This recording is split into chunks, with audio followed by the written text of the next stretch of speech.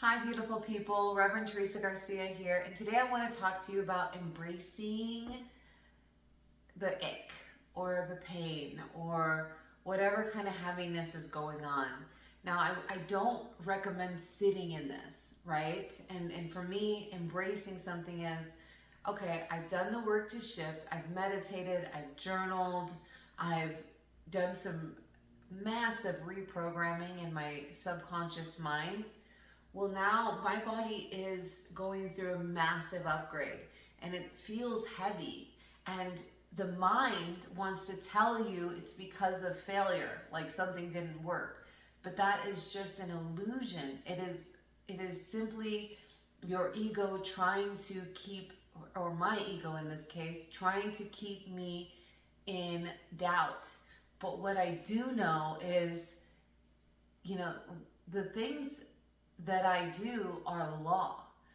God has very clear, and whether we look at God or universal intelligence, all transferable to me, right? But there are clear laws, and when you upgrade and you know that you're sticking to those laws, you can have trust that your discipline is getting you through. And if you haven't been sticking to the laws, what are the common ones? Treat people how you want to be treated, right? Let's be honest. Let's honor our mind, body, and soul.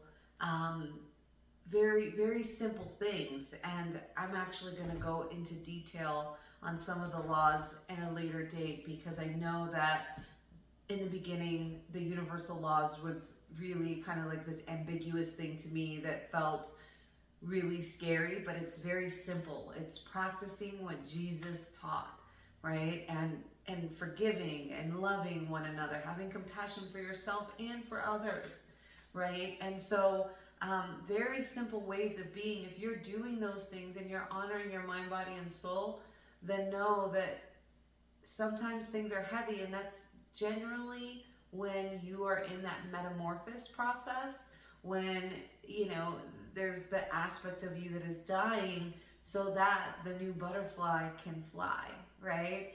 So with that said, another reason that I know that things are a little heavier for me is it's the holidays. Tomorrow is my sister's birthday, and she actually killed herself in 2020.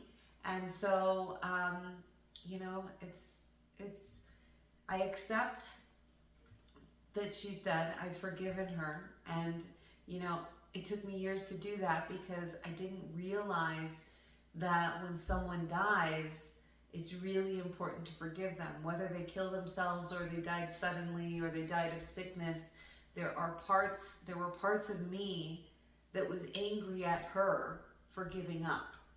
And even though that was her life path, consciously, I accept it, and I know that she was in a lot of pain, and I trust that, she's no longer in that pain. I've spoken with her already many times, and I know that she's where she's meant to be, that this was a part of her life path. But my subconscious mind was angry, and I didn't know that.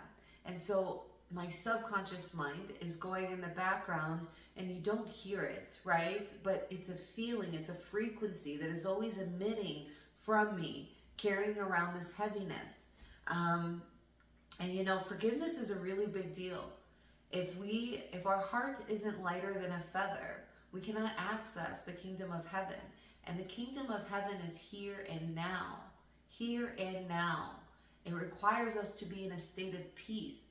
We cannot have peace if we do not have forgiveness. And it's not just for other people, it's for ourselves as well.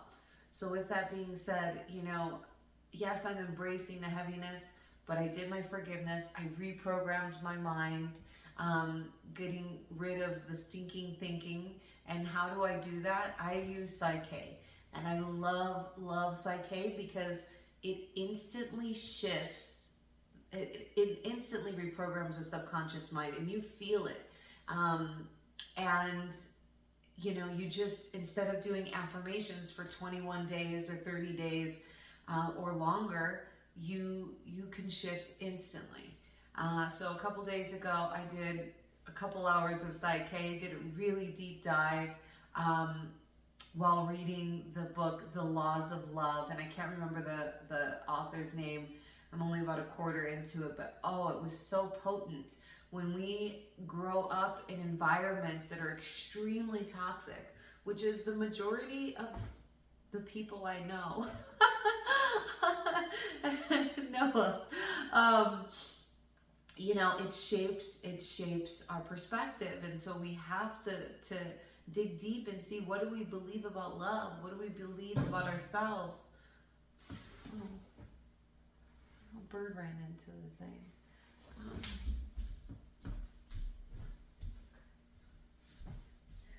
But she flew away, or he, so it's okay. But yeah, what do we believe about ourselves? What do we believe about love? You know, I had to ask myself what I believe about money, because, you know, I've made millions and I've spent millions, and I really know that from early on, scarcity was just normal. And so I know that there's some ancestral things there. So I dig deep. What are my beliefs? What is my relationship with money? All those fun things. And so, yeah, you do all the things and then you embrace it.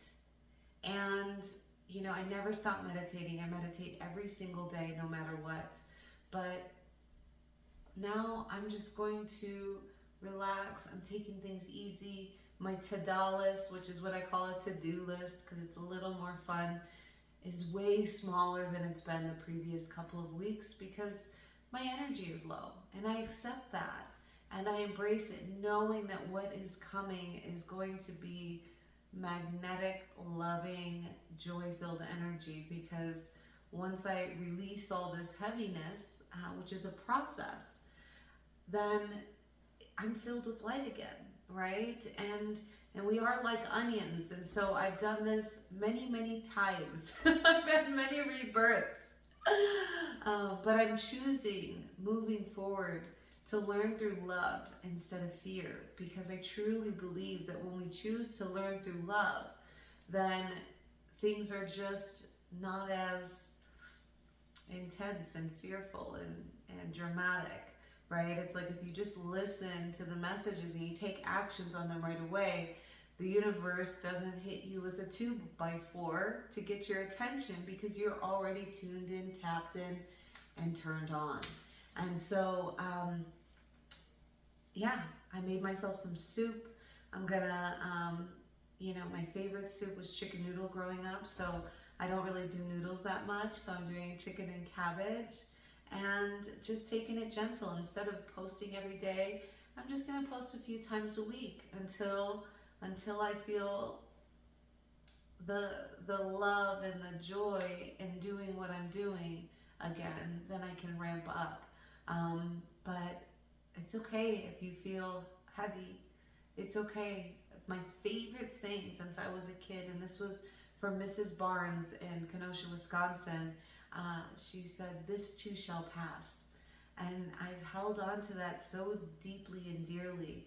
But now, instead of like bunkering down and not doing anything because I don't feel good, I'm just taking things gently, taking things lightly, and giving myself lots of space and lots of breaks and lots of little rewards to do that. And your rewards can, you know, it's really good if you mix up the rewards. Like if it's a food reward every time, you're going to have a habit of overeating, right? But if you can mix it up, and maybe a food, a game, you know, a show, different things to help keep releasing that dopamine in the brain when you complete things, so that you are moving forward no matter what, and your circumstances do not dictate your tasks.